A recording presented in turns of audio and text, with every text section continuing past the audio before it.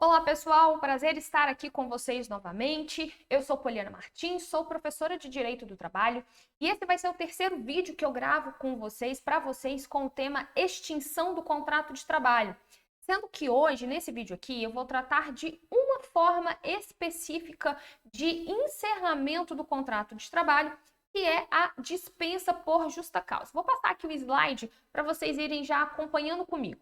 Aliás, vou fazer até uma remissão àquilo que eu já mencionei em outros vídeos sobre essas formas de extinção do contrato de trabalho. Falei com vocês o seguinte, que nós temos diversas modalidades de encerramento do contrato, que tem aquelas que vai ser por interesse das partes, né, interesse do empregado, interesse do empregador, e também tem formas de extinção que são decorrentes de descumprimento do contrato de trabalho. Aqui, na dispensa por justa causa, na extinção do contrato de trabalho por justa causa, acontece exatamente isso. Uma falta grave cometida por parte do empregado que levaria, que ensejaria essa rescisão, essa extinção do contrato de trabalho em razão do descumprimento do contrato. O empregador poderia extinguir, dar por encerrado em razão da quebra de confiança, da quebra da fidúcia ali naquela relação de emprego, naquele vínculo empregatício. Então, é uma das formas decorrente de culpa do empregado. Falta grave cometida pelo trabalhador. Vou tratar aqui com vocês especificamente do artigo 482 da CLT, que lá nós temos diversas hipóteses de faltas graves que podem acontecer, né, que o trabalhador pode cometer, condutas gravosas que podem acontecer no decorrer do contrato de trabalho. Contudo, algumas condutas por si só, pela gravidade da situação, poderiam levar de forma imediata à extinção do contrato de trabalho. É um ato tão grave cometido pelo empregado que, de fato, não seria aceito ali no ambiente profissional. Porém, é preciso lembrar que existem hipóteses também previstas no 482 de atos, de faltas, falhas cometidas pelo empregado que são graves.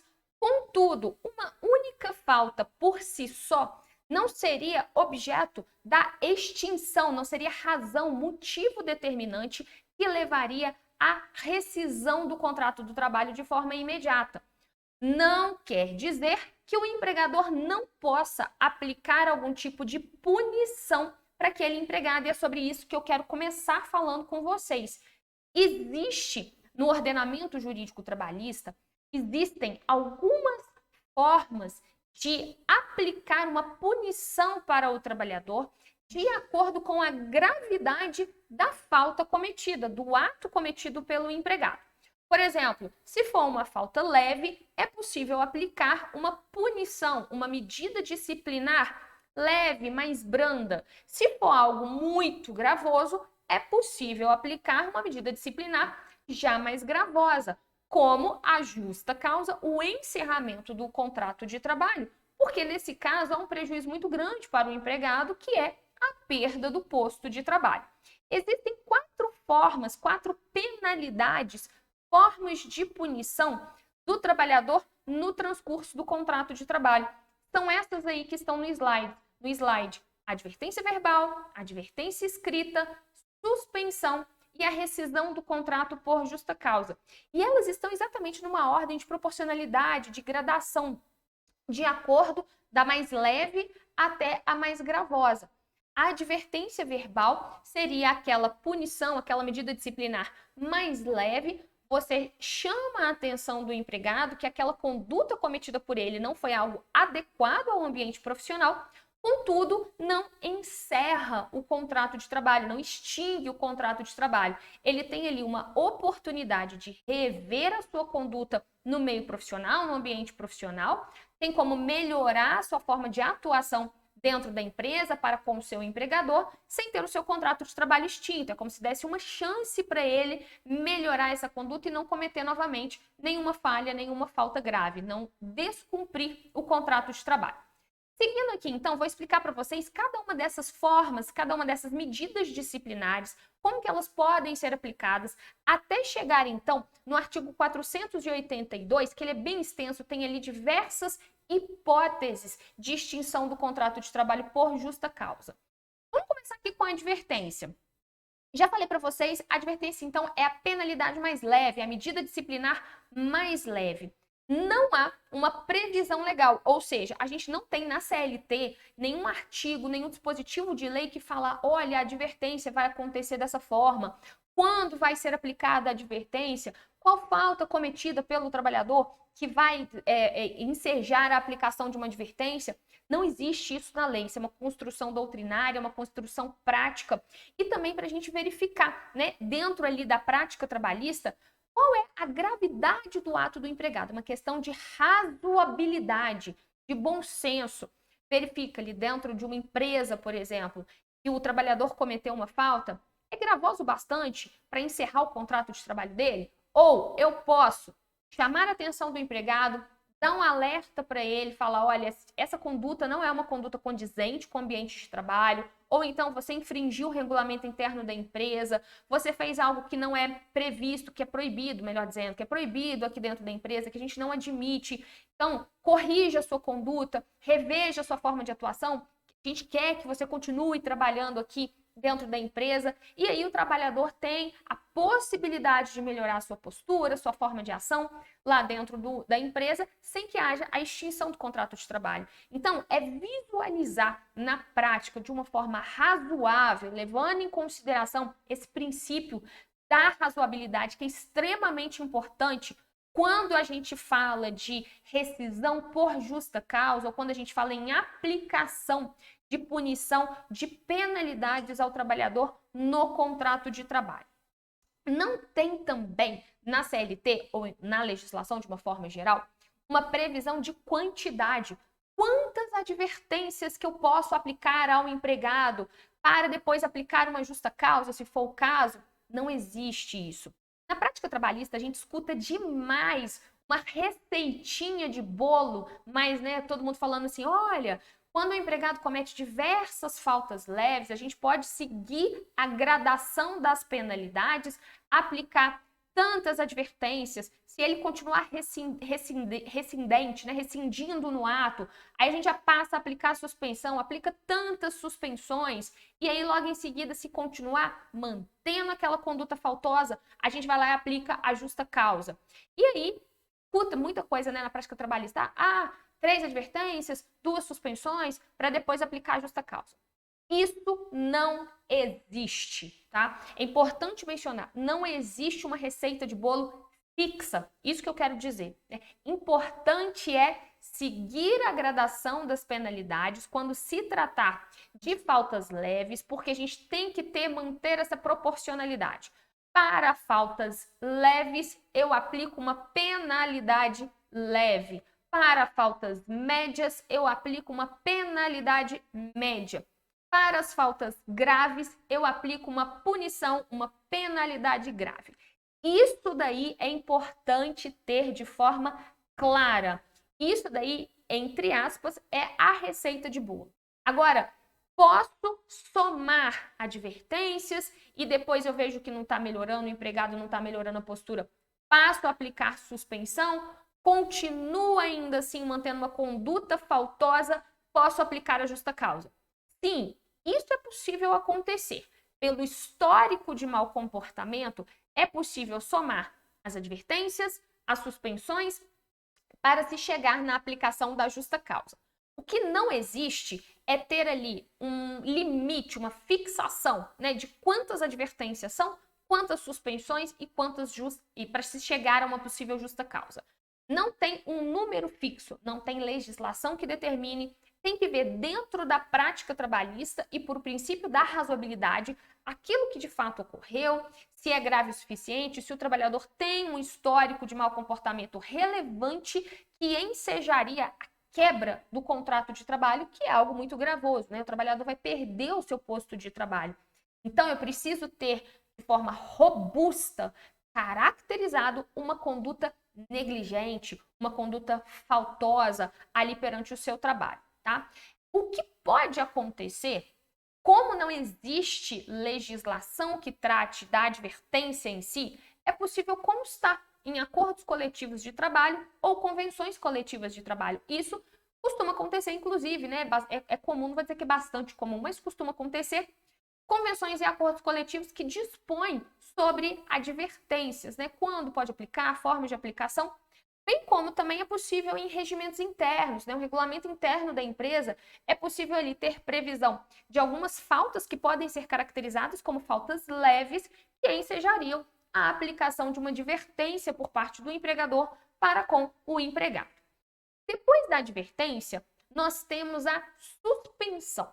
A suspensão já é uma medida disciplinar mediana. Ela não é tão leve como a advertência, mas ela também não leva à extinção do contrato de trabalho. Contudo, o trabalhador aqui, ele tem uma perda importante, que é uma perda financeira.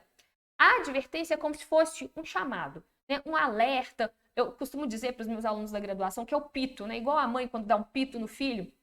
É mais ou menos isso a advertência, né? É aquela comunicação, aquele alerta de que não foi feita uma conduta, não foi, o trabalhador não teve uma conduta condizente com o ambiente profissional, que é para ele mudar de postura. A suspensão, ela já leva, de fato, à não realização de atividades, não prestação de serviço por parte do empregado por um dia ou por alguns dias específicos, daqui a pouco eu vou mencionar sobre isso, e aí, em razão disso, esses dias não trabalhados serão descontados do trabalhador, tá? Então, aí vai haver um prejuízo financeiro para o trabalhador. Ele vai ter uma perda ali de dias de trabalho, uma perda salarial em razão da conduta gravosa que ele cometeu. Não chega a ser, obviamente, tão gravoso quanto a perda do posto de trabalho, né? Do emprego em si. Mas vai ter um prejuízo financeiro, dependendo da gravidade da falta cometida por aquele trabalhador. Então, existem ali algumas faltas que uma única conduta já é grave o suficiente, já é mediano o suficiente para levar à aplicação da suspensão, e tem os outros casos em que são várias faltas leves, o empregado já tem ali uma série de advertências e ele não muda a sua conduta. Então, em razão disso, pelo acúmulo de advertências e o trabalhador continuar rescindindo em uma postura inadequada junto ao seu empregador, é possível que o empregador passe a aplicar a suspensão, ainda que o trabalhador cometa uma falta caracterizada como uma falta leve, mas pelo seu histórico de mau comportamento devidamente comprovado, com as medidas disciplinares aplicadas, e aí nesse caso, pessoal, a gente precisa ter a advertência escrita, né? Porque é a forma de comprovar, forma robusta de comprovar esse histórico de mau comportamento do empregado. Aí sim, pode-se, pela soma de advertências, a próxima punição a ser aplicada ao empregado pode ser a suspensão. Diferente da advertência, a suspensão tem uma previsão lá na CLT, no artigo 474, que fala o seguinte: o máximo de dias que é possível o trabalhador ter de suspensão, é possível aplicar uma suspensão por até 30 dias. Nenhum empregado pode ser suspenso por mais de 30 dias. Existe previsão legal, está na CLT, falando sobre esse tema, estabelecendo sobre esse tema.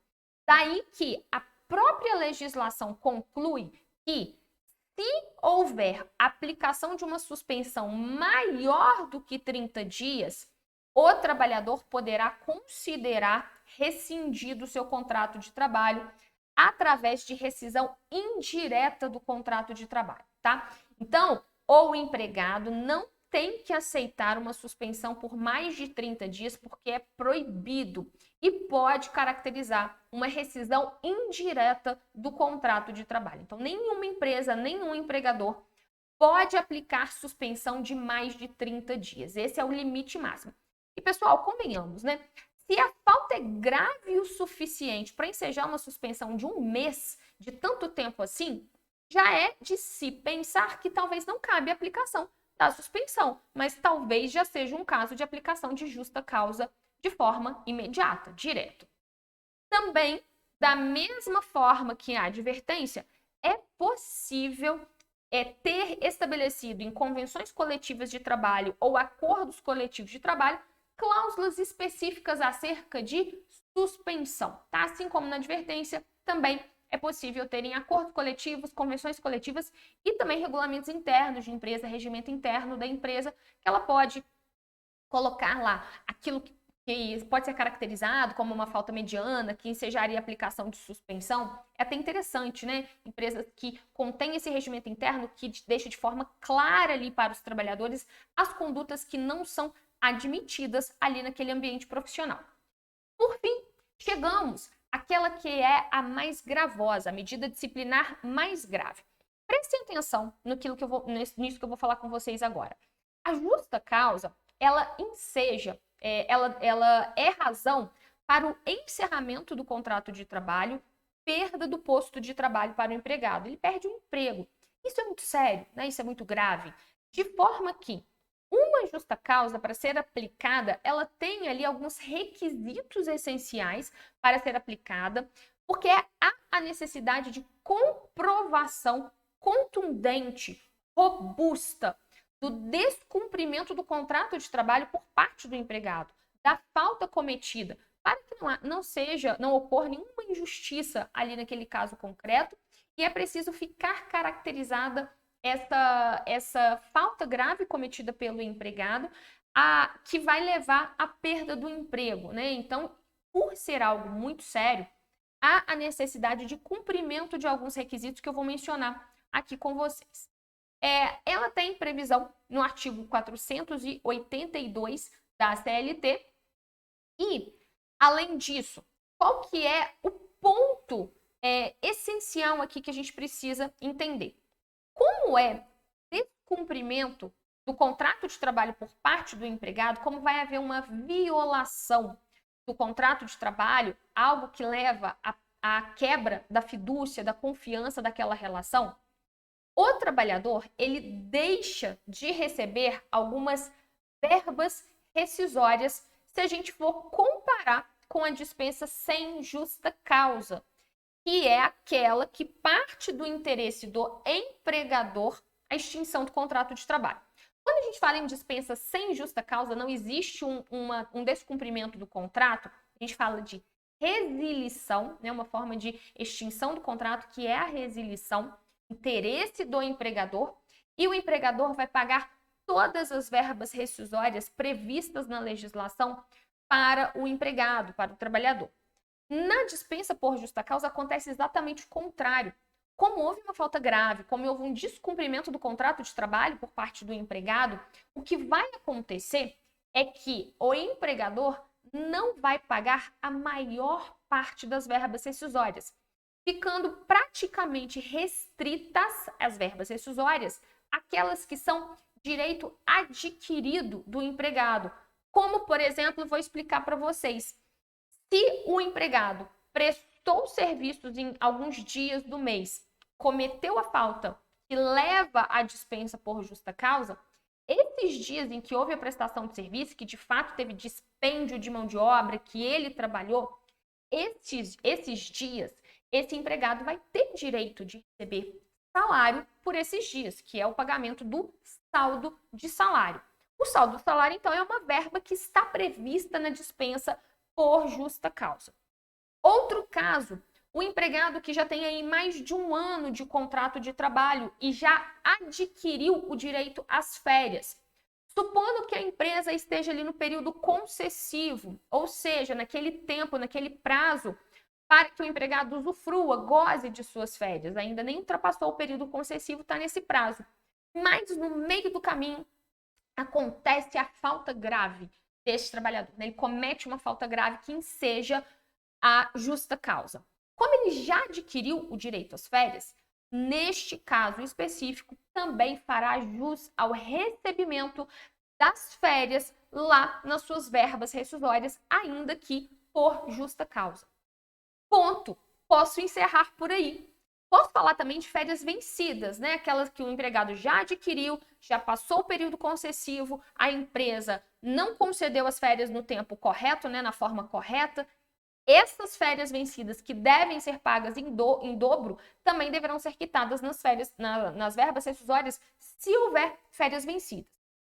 Encerrei. Direito adquirido do empregado. Esses direitos serão pagos nas verbas rescisórias no caso de dispensa por justa causa. E as demais verbas rescisórias, professora? Não. Tá? Não cabe pagamento de aviso prévio, não cabe pagamento de verbas proporcionais, como, por exemplo, férias proporcionais mais 1/3, 13º salário, não cabe liberação do fundo de garantia, muito menos pagamento de multa de 40% sobre fundo de garantia, não cabe liberação de seguro-desemprego, o trabalhador não terá direito a se habilitar no programa de seguro-desemprego, tudo isso em razão da falta grave que ele cometeu no transcurso, no decorrer do contrato de trabalho.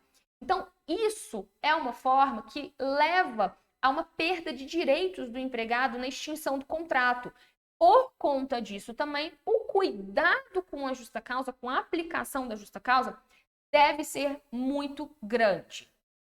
Ficou pequenininha aí a letrinha, né? Mas esse daí é o artigo 482 da CLT e eu vou passar cada uma dessas hipóteses aí com vocês. Quais são as faltas graves que a legislação, que a CLT, que estão previstas ali na CLT? E, aliás, faço uma ressalva em relação a isso. O 482, ele tem lá as hipóteses de A a M, de possíveis condutas que podem levar à aplicação de medidas disciplinares por parte do empregador. Mas, na própria CLT e em legislação esparsa, trabalhista, nós também temos outras hipóteses de faltas graves que podem ser cometidas pelo empregado e que também sejam aplicação de medida disciplinar, como, por exemplo, lá na legislação, quando fala que o empregado tem que usar equipamento de proteção individual e a não utilização de EPI pode caracterizar falta grave. Lá na legislação de vale-transporte, quando fala que o trabalhador ele precisa utilizar o vale-transporte para deslocamento, residência-trabalho, trabalho-residência em ônibus urbano, e a utilização para outros fins também poderá ser caracterizada falta grave. Ou seja, a gente tem ali, de forma esparsa, outras normas, né? Outros artigos, outros dispositivos que também trazem hipóteses de faltas que podem ocorrer, né? Podem levar à aplicação de alguma punição. Vou tratar uma por uma dessas aqui com vocês. É um tema que eu gosto demais, porque eu lido muito com isso aqui na prática e realmente a gente precisa ter um cuidado redobrado com a caracterização dos motivos que levam à justa causa, né, as faltas cometidas pelo empregado e a forma de aplicação das medidas, das punições para esse trabalhador, com esse trabalhador. Então vamos lá. Ato de improbidade. A gente começa lá na letra A. Ato de improbidade. O que é esse ato de improbidade? Essa falta cometida pelo empregado. E essa daqui, pessoal, já de antemão já falo.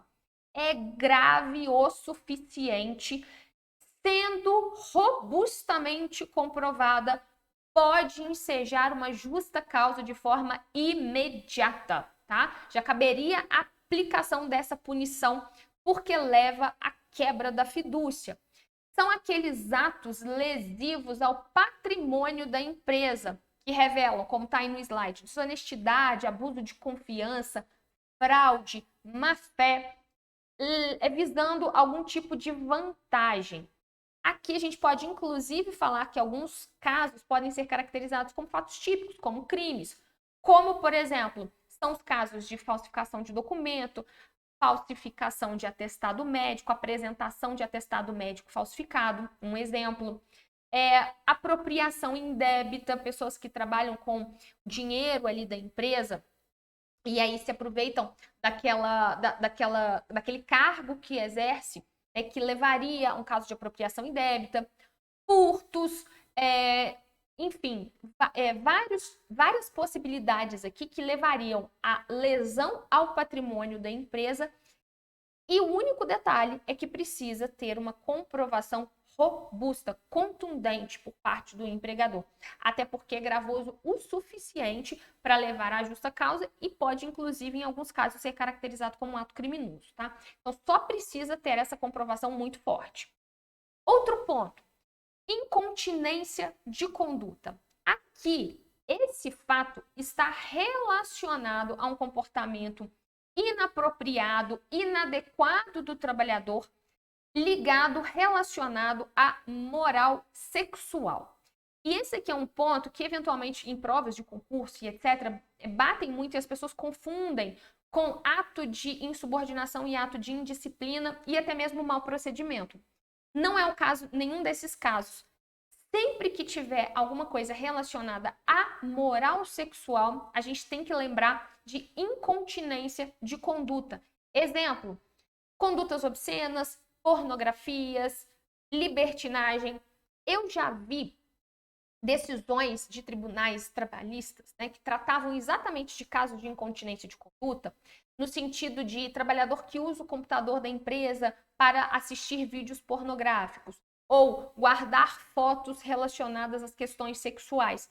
É totalmente indevido, totalmente inapropriado para o ambiente profissional, tá? Então, a incontinência de conduta é uma falta que vai levar à aplicação de uma punição. Mau procedimento. O mau procedimento é alguma falta, algum ato também inadequado, inapropriado ao ambiente de trabalho. A gente não vai ter o enquadramento desse ato em nenhuma outra hipótese prevista no 482. Mas só de olhar aquele ato, todo mundo percebe que é uma conduta, que é uma falta que não deve ser admitida no ambiente profissional. Um exemplo que eu costumo dar bastante em sala de aula, né, quando falo de mau procedimento, é o caso de empregados que se valem de infraestrutura da empresa para fins pessoais, como, por exemplo, o estudante que trabalha, né, e ele imprime na impressora do seu trabalho o trabalho de conclusão de curso da sua faculdade, sendo que a empresa não permite nada nesse tipo. Ou então, o empregado que tem acesso ao veículo da empresa exclusivamente para fins profissionais e usa o veículo da empresa para buscar o filho da escola, para viajar com a família no final de semana, sendo que não há permissão legal para isso da empresa. Isso tudo pode ser caracterizado como mau procedimento. Mais uma, negociação habitual.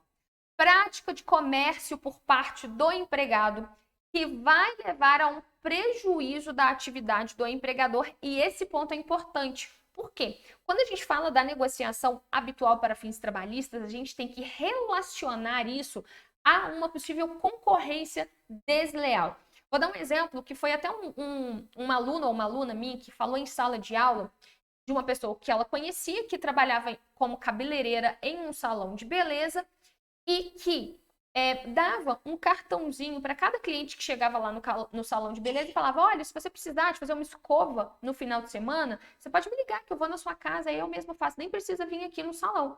E aí ela começou a atender aos finais de semana ou nos dias de folga os clientes do salão, né, gerando essa concorrência desleal. Eu também tenho um caso que é bem interessante, que é muito parecido, de uma oficina mecânica em que o mecânico, ele fazia a mesma coisa. A oficina dava o orçamento para o cliente, o mecânico chamava o cliente e falava: olha, se você quiser, eu posso resolver isso no final de semana e eu te cobro mais barato. E aí, o cliente deixava de fechar lá na oficina mecânica para levar na casa ou fora, né, no ambiente lá em que o mecânico determinava. O próprio mecânico queria fazer o reparo, mas não era a oficina que ia receber, era o mecânico que recebia o valor integral do cliente de forma direta. Isso caracteriza-se como negociação habitual e eu entendo também que cabe a justa causa de forma direta. Outro ponto, condenação criminal, e aqui é um ponto relevante, porque muitas pessoas pensam que um empregado, né, que está respondendo judicialmente por algum crime, assim que vai preso ou assim que começa a responder um processo, ele pode ser mandado embora por justa causa. Pode haver a demissão por justa causa. E não é isso que a legislação fala. O artigo 482, ele diz de uma forma muito clara: somente casos em que há o trânsito em julgado naquele processo, naquela ação criminal que o trabalhador está respondendo. E também, se não for concedida suspensão condicional da pena. Hipótese em que não tem mais jeito, não cabe mais recurso, já está ali, né, batido o martelo, houve a condenação criminal e aí a pena vai ser executada, ele vai ter que cumprir a pena. Nesse caso, exclusivamente, o empregado pode ter o seu contrato de trabalho rescindido por justa causa. Prisão civil, né? Prisão por alimentos, por exemplo, pode levar à dispensa por justa causa? Em hipótese alguma. Outros tipos de prisão em que não houve o trânsito em julgado naquele processo do trabalhador. Pode haver demissão por justa causa? Em hipótese alguma. Tá? Isso depois cabe, inclusive, um pedido de reversão da dispensa por justa causa para dispensa sem justa causa por parte do empregado, se ela for feita de forma indevida. Aqui, no próximo tópico, a desídia é um caso, pessoal, que acontece demais na prática trabalhista, E muitas das vezes os empregadores e as empresas acabam não aplicando as punições da forma correta, né? Caso de desídia é aquele empregado que atua de forma negligente, que trabalha com preguiça, né, morcegando, deixando tudo mal feito, que vai gerar um retrabalho, que ele vai precisar fazer de novo, porque ele não tem zelo, não tem capricho, não tem atenção, faz tudo de forma mal feita, de forma indiferente. Esses casos, cabe sim a aplicação de medida disciplinar. Contudo, a desídia é um tipo de falta mais leve e, neste caso, deverá ser aplicada inicialmente uma advertência ao empregado, né? Se houver a reincidência nesses atos, aí sim, pelo histórico de mau comportamento, com várias advertências, com suspensões, pode sim acabar na justa causa, encerramento do contrato por justa causa. Mas a desídia é uma falta mais leve, cabe punição. Então, por exemplo, se ali na empresa o empregado ele fica passeando, vendo videozinho no celular, não faz o seu trabalho de forma caprichosa, vai imprimir alguma coisa, precisa, né, fazer uma impressão, faz mal feito, tem que fazer várias vezes, gerando gasto de material, gerando gasto de energia, gerando gasto de tempo. Para esses casos em específico, a gente pode caracterizar a desídia e cabe a aplicação de uma punição mais leve, notadamente a advertência. Casos de embriaguez. Aqui eu quero fazer um ponto aqui, um destaque com vocês, 2 casos específicos, eu até coloquei aqui no slide, 2 pontos, né? A embriaguez habitual e a embriaguez eventual. E os 2 pontos eles devem ser tratados de forma diferente, tá?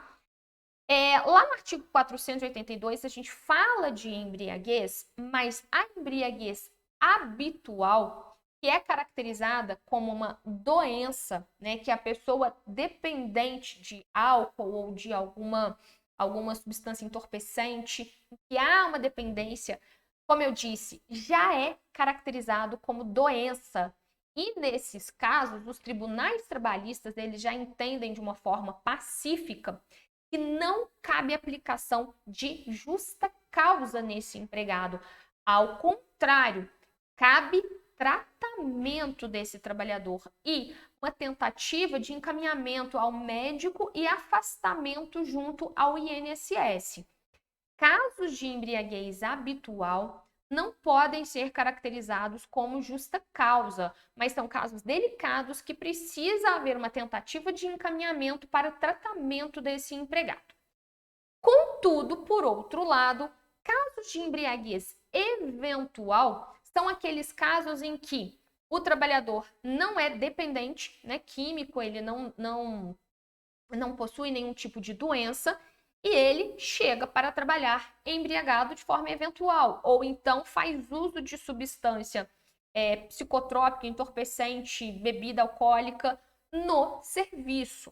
Esses casos, aí sim, a gente pode caracterizar como sendo pontual, pode haver a dispensa por justa causa, até porque o trabalhador que trabalha embriagado pode gerar um outro problema, que é um problema de segurança, não só para ele mesmo, né, ali dentro do seu ambiente de trabalho, mas também em relação aos demais trabalhadores, tá? Então, é preciso aqui o empregador ter esse cuidado de identificar se a embriaguez é uma embriaguez habitual ou se é uma embriaguez eventual, para caracterizar essa modalidade como um caso de justa causa ou como um caso de doença que requer tratamento. Outra hipótese do artigo 482 é a violação de segredo, né? Casos em que o trabalhador tem conhecimento de algo sigiloso, confidencial lá na empresa e faz a divulgação. Conheço casos, né, de empregado que fez isso, inclusive passando e-mail para concorrentes da empresa com informações confidenciais. A empresa tinha ali toda aquela documentação comprovando isso, que o trabalhador passou um e-mail com informações confidenciais para o concorrente. Isso daí pode levar também a uma dispensa por justa causa. Esses dois próximos tópicos aqui, é importante fazer uma diferenciação. O que é um ato de indisciplina e o que é um ato de insubordinação. A indisciplina, ela se caracteriza como um descumprimento de regras gerais da empresa. Por exemplo, é proibido fumar lá no local de trabalho, em determinado local de trabalho. Uma regra geral que vale para todos os trabalhadores. Se tem algum empregado que fuma num ambiente que é proibido, nesse caso, ele comete um ato de indisciplina. O caso de insubordinação já é o descumprimento de uma ordem direta para determinado empregado por um superior hierárquico. Eu sou um gerente da empresa que determinei que um funcionário da minha equipe fizesse uma determinada atividade. E houve uma recusa por parte dele de fazer essa atividade. Descumprimento de uma ordem direta por parte do empregado. Nesse caso, é um caso de insubordinação, tá? Então é importante fazer essa diferenciação. Abandono de emprego é um caso muito comum. Na prática trabalhista acontece também bastante. Esse daqui todo mundo tem mais ou menos uma ideia. É aquele caso em que o empregado, ele falta injustificadamente de forma reiterada e contínua. E tem a súmula 32 do TST que caracteriza o que é o abandono de emprego. Presume-se o abandono de emprego se o trabalhador não retornar ao serviço no prazo de 30 dias após a cessação de benefício previdenciário, nem justificar o motivo de o não fazer. Não precisa ser necessariamente após a cessação de benefício previdenciário. Qualquer empregado que falte, se ausente de forma injustificada por mais de 30 dias, pode haver a caracterização do abandono de emprego. E por que pode? Porque aqui no abandono de emprego nós temos dois requisitos que precisam ser preenchidos. Primeiro é o requisito objetivo. O requisito objetivo é exatamente isso que eu acabei de falar. Mais de 30 dias de ausência. Isso é fácil de comprovar, né? Então, a empresa tem lá controle de jornada, bate o ponto, o empregado não bateu o ponto, tem mais de 30 dias faltosos, fácil de caracterizar o abandono de emprego por esse requisito objetivo. O segundo requisito é um requisito subjetivo, que é justamente a intenção de não retornar, o que a gente chama, né, dentro do juridiquês, de animus abandonandi. O empregado tem, de fato, interesse de não retornar ao trabalho, ele não quer voltar mais lá. E aí, esse requisito subjetivo é possível caracterizar através de chamadas ao trabalho por parte do empregador e uma inércia do empregado comprovaria esse animus abandonante, né? A empresa chama, faz comunicado, envia um telegrama, envia um ofício, envia um e-mail, tenta ligar e o trabalhador não responde, não comparece e não retorna ao trabalho. Então fica caracterizado essa intenção de abandonar e levaria à justa causa, extinção do contrato de trabalho por justa causa. Outros pontos aqui, esse aqui eu vou falar todos de uma vez. Ato lesivo à honra e à boa fama contra qualquer pessoa, ofensa física contra qualquer pessoa, ato lesivo à honra e à boa fama contra o empregador, né, aqui acho que até repetiu o slide, mas enfim, é contra o empregador e ofensa física contra o empregador, tá? Então, pessoal, qualquer ofensa física, brigou, né, bateu em alguém dentro do ambiente de trabalho, ou se foi direto com o empregador, uma ofensa física contra o empregador, no ambiente de trabalho ou fora do ambiente de trabalho, pode levar à dispensa por justa causa. O único ponto aqui em relação a essa questão da ofensa física é que há uma exceção prevista na CLT se ficar comprovado que o trabalhador agiu por legítima defesa. E, obviamente, tem que haver essa comprovação de que a ofensa física ocorreu em razão de legítima defesa. Mesma coisa em relação a ato lesivo à honra e à boa fama, que pode ser contra qualquer pessoa, colega de trabalho, um cliente, um terceiro que estava passando ali dentro de uma determinada empresa, ou então contra o empregador ou superior hierárquico. Também ficaria caracterizado como uma falta grave, um descumprimento do contrato por parte do empregado. Agora que apareceu aí no slide, ó, ato lesivo à honra e à boa fama contra o empregador, ofensa física contra o empregado, tá? Então, em ambos os casos, eu tinha mencionado, no caso de ofensa física, salvo se o ato for decorrente de legítima defesa. E aí, encerrando aqui as hipóteses do artigo 482, prática constante de jogos de azar, e aí não tem muito mais a ser falado em relação a isso, e obviamente, né, que se houver reflexo dentro do ambiente profissional, se tudo ocorrer dentro do ambiente profissional, e aqui foi inserida pela reforma trabalhista, pela Lei 13.467, que foi a linha M, é a mais nova, né, a hipótese inserida com a reforma trabalhista, que é a perda da habilitação para o exercício profissional. E, obviamente, aquela habilitação que condiz com a função, com o cargo do empregado. Então, por exemplo, se eu sou advogada e eu preciso da minha OAB para exercer a minha profissão, né, eu sou advogada empregada de uma determinada empresa, né, trabalho para alguma empresa, tenho carteira assinada, tenho um vínculo empregatício, e, por algum motivo, eu perco a minha OAB, que é requisito essencial para o exercício da profissão, essa empresa, na qual eu sou empregada como advogada, pode rescindir o contrato de trabalho por justa causa. Motorista que perde a CNH por ato também doloso, né, por algo grave, uma negligência, algo sério que ele fez. Nesse caso, também, se ele contratado como motorista perdeu a CNH, ficou caracterizado que foi uma atitude dolosa, pode haver a dispensa por justa causa por parte do empregador.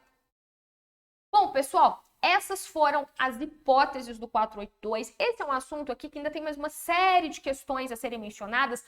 Apenas para mencionar com vocês que eu tinha falado que existem alguns requisitos específicos, né, para aplicação do artigo 482. Existem ali algumas questões, alguns pontos essenciais quando houver a aplicação do 482.